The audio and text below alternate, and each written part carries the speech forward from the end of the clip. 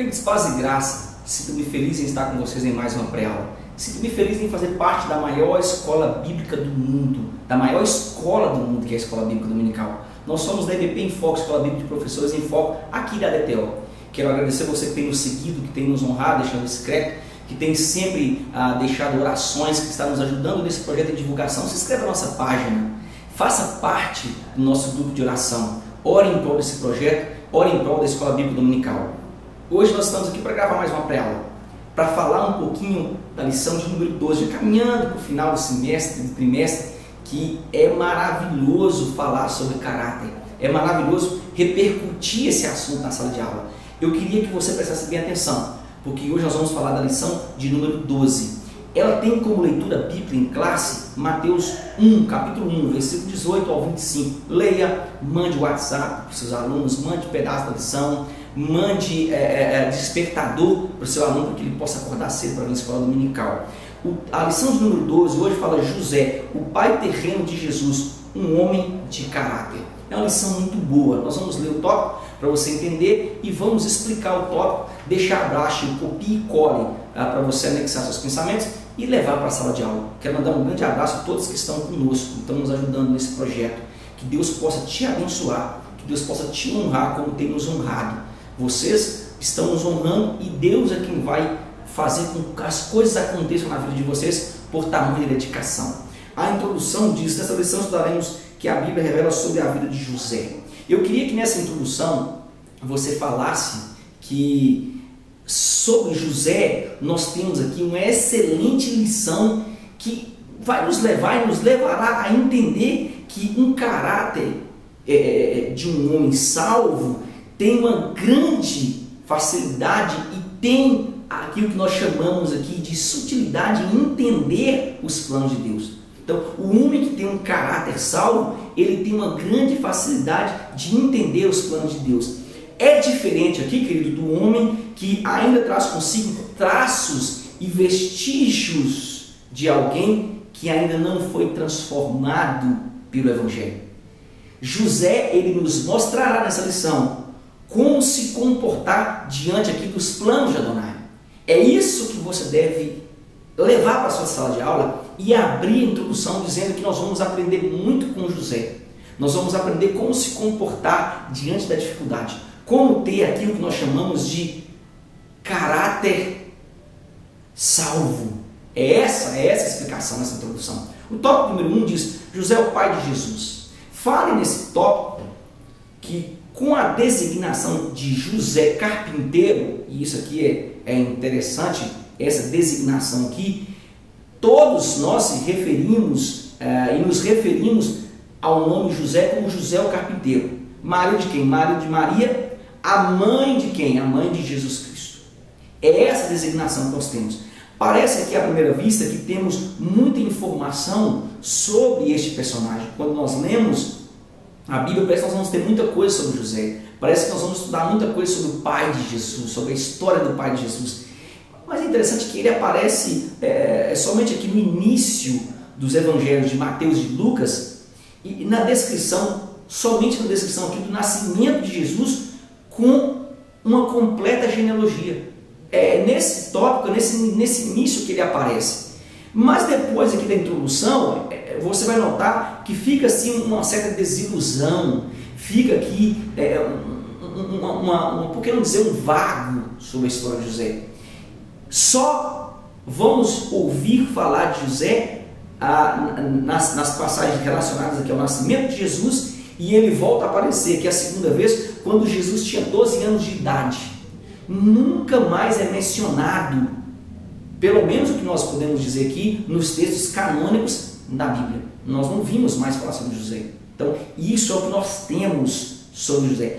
A maior parte das informações sobre José encontra-se nos textos apócrifos. Há um livro que é chamado A História de José o Carpinteiro, que é o principal livro, e é interessante que eu só estou falando desse nome aqui desse livro para que você entenda que há informação fora da Bíblia sobre José, mas que não deve ser colocado relacionado como algo que a Bíblia traz. É somente para que você tenha conhecimento. Isso aqui, querido, é somente o que nós chamamos de apócrifos, que tentou tapar aqui a falta de informação que nós temos sobre a vida de José. Mas nós mencionamos esse texto aqui só a título de informação para você, só a título informativo, para que você tenha noção que existe algo fora. Então, nosso estudo aqui sobre José, nós vamos basear nos evangelhos canônicos e nós vamos comprovar na arqueologia e pela geografia da Palestina que certamente não mudou. Isso que nós temos e que nós vamos falar sobre José. O tópico de número 2 vai falar o seguinte: pai adotivo de Jesus. O termo usado aqui na revista Pai Guardião nos revela que não era preciso e não é preciso gerar um filho para tê-lo como parte do seu sangue. Até hoje é a mesma coisa. Você não precisa gerar um filho para você tê-lo como parte do seu sangue, para você tê-lo como verdadeiramente um filho.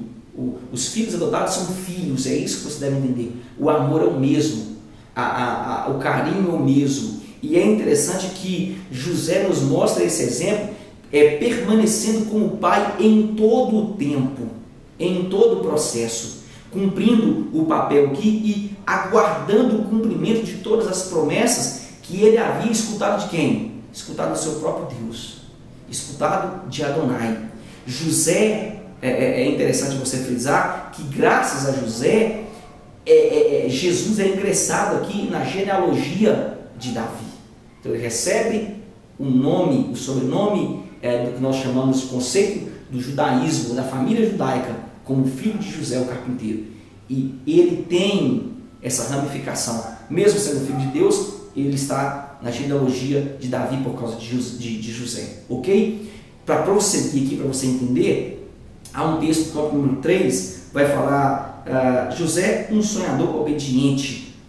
Nesse tópico, queria que você abrisse comigo Mateus, o capítulo 1, versículo número 19, que diz o seguinte: então José, seu marido, sendo justo e a não queria infamar, intentou deixá-la secretamente. Querido, o caráter de José se manifestou desde o primeiro momento, e eu acho magnífico isso aqui. Para nós homens é muito difícil, e eu estou abrindo um verbo para você entender. Desde o primeiro momento, quando ele soube da gravidez de Maria, ele não foi até ela para tirar satisfação, não. Diferente do que era comum no comportamento dos homens naquela época, assim também como no comportamento de hoje seria natural, José ele prefere fugir.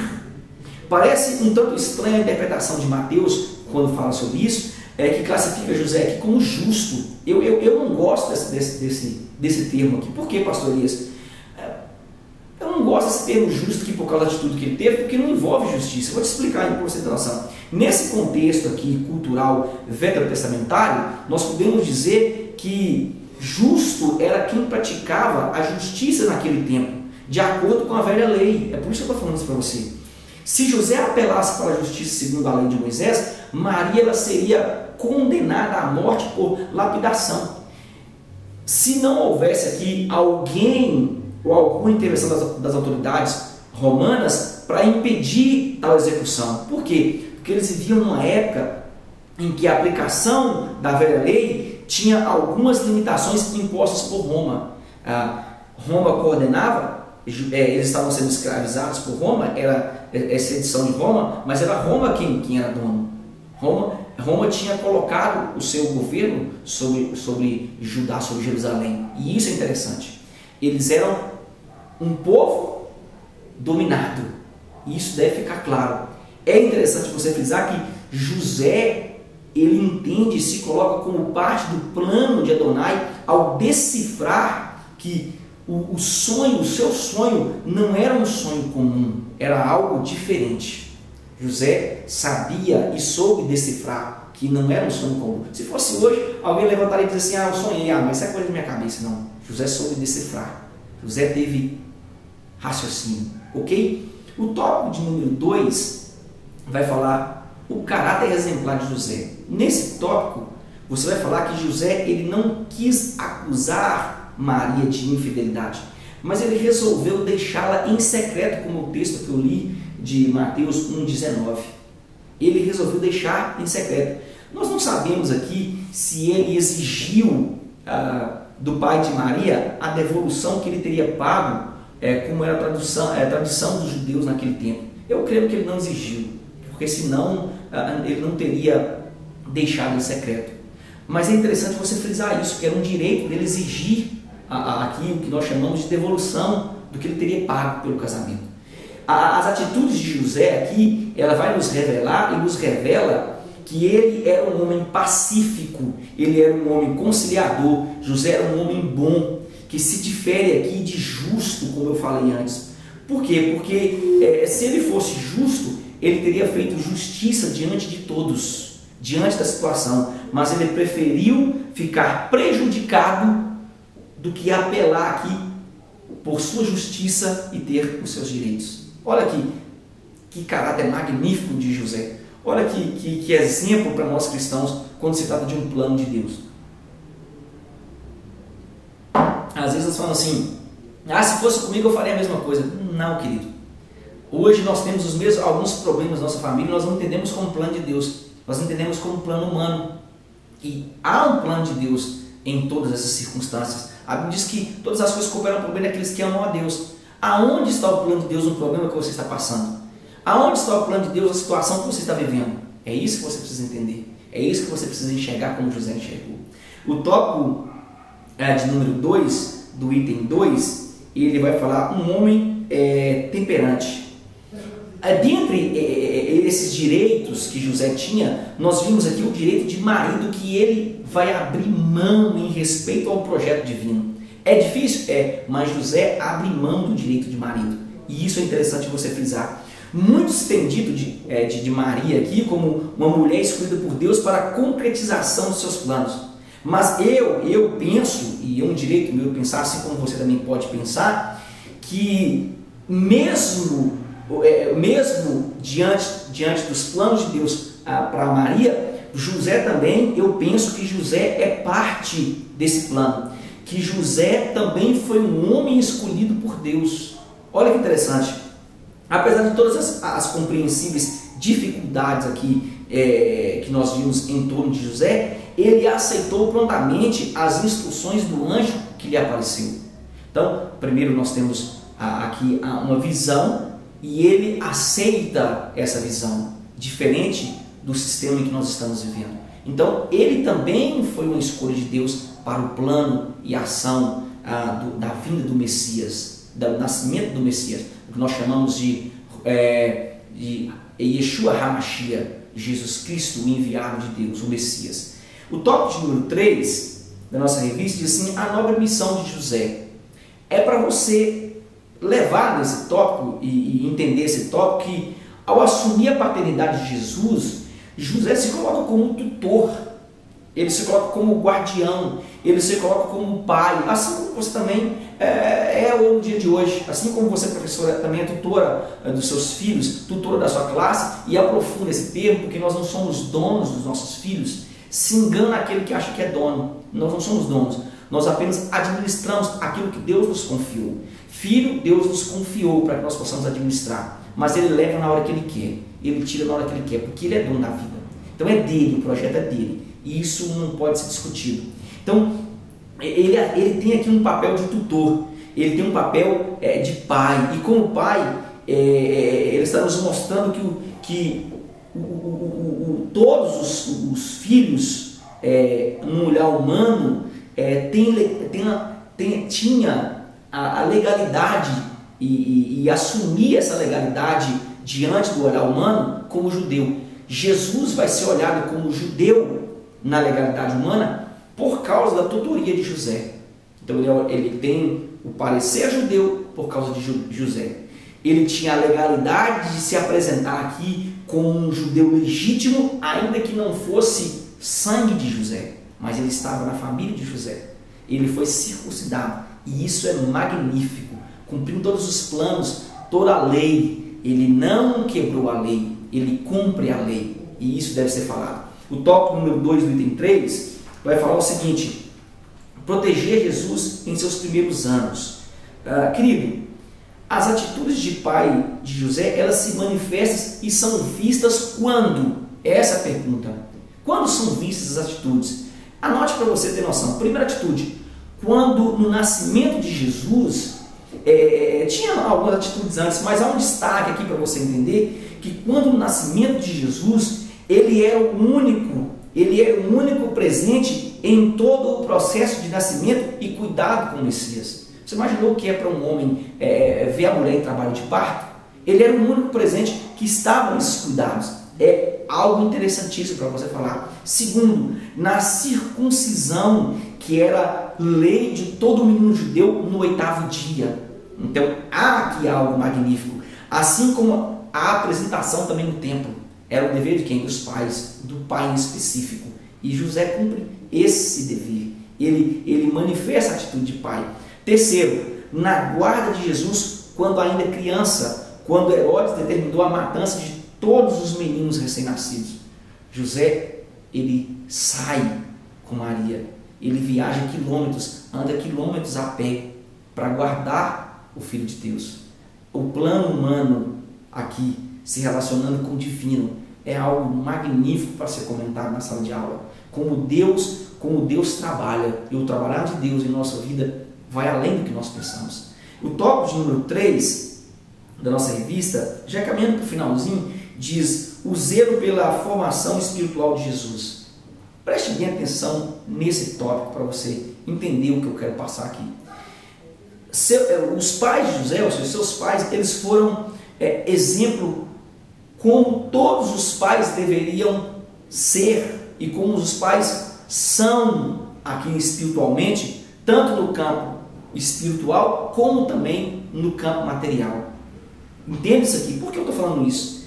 Há um texto muito interessante em Deuteronômios, o capítulo 11, o versículo 18 a 21, que diz assim: ponde, pois, estas minhas palavras no vosso coração e na vossa alma, e atai-as por sinal na vossa mão, para que estejam por frontais entre os vossos olhos. E ensina aos vossos filhos, falando delas, assentado em tua casa, andando pelo caminho e deitando e se levantando. Olha que interessante.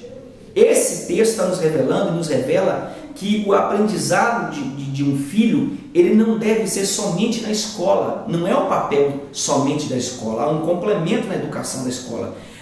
Mas aqui que nós chamamos esse aprendizado nas conversas. Há um aprendizado no viver diário. Há um aprendizado aqui nos momentos com os pais e na dedicação em todos os momentos com um processo de aprendizagem, seja ele qual for. É interessante quando você estuda Deuteronômio 11, 19, que aqui diz: ensina os nossos filhos falando delas assentado em tua casa. Olha, e o 18 diz assim: ponde as minhas palavras em vosso coração. Aí o judeu usa o que nós chamamos de tefilim, que é uma fita que sai do braço esquerdo e aperta, que dá sentido ao coração, aperta, dá 7 voltas e tem uma caixinha onde ele puxa uma colinha para ir para o Muro das Lamentações para orar a Adonai. Assim também ele diz: por sinais na vossa cabeça. Os meninos usam debaixo do chapéu uma fitinha que aperta a cabeça e fica uma caixinha que também puxa uma colinha para que eles possam citar alguns salmos diante dos muros. Isso é aprendizado. Isso aqui é um viver do povo judeu que deve ser anexado também à nossa vida. Eu quero fazer pequenas perguntas para que você, aqui no termo pequenas, porque é rápido essas perguntas. Onde andam os seus cultos familiares? Onde andam as suas perguntas da escola bíblica? Onde anda o seu viver em oração com os filhos? O sentar na mesa para orar? O ajoelhar na cama para refletir um pouco sobre Cristo? O ler a Bíblia? O ler historinhas bíblicas? É isso que são pequenas perguntas, mas que vai causar um grande impacto na nossa vida. Como está a educação espiritual dos seus filhos e também por que não dizer a material? Como anda o seu comportamento diante dessas atitudes? Eu queria que você refletisse sobre isso. É uma aula para você impactar a sua sala e trazer novidades a todo esse povo que está perecendo por falta de conhecimento. Espero que você tenha aprendido muito e até a próxima aula, que é a número 3, a última aula. Nós vamos falar sobre Jesus e é uma aula magnífica. Eu sei que Deus vai falar muito no nosso coração. Espero que você tenha aprendido e gostado dessa aula. Compartilhe, nos ajude e que Deus te abençoe. Shalom.